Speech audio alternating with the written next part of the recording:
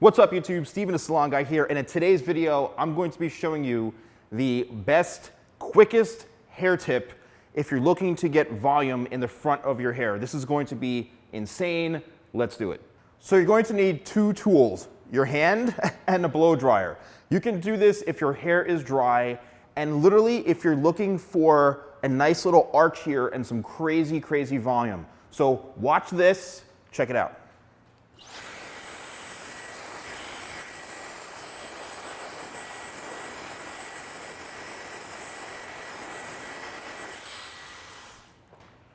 All right, look at that. So what we've done is we've created massive volume right in through the front. And let me just show you guys from the side here.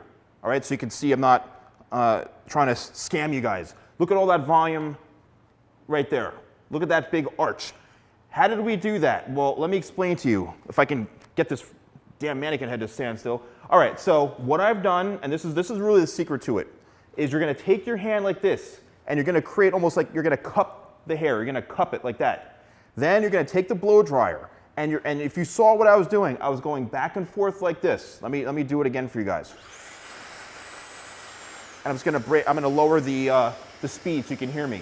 So we're gonna cup the hair, and now depending on the arch and how high you want it, I mean, you can hold it way up here.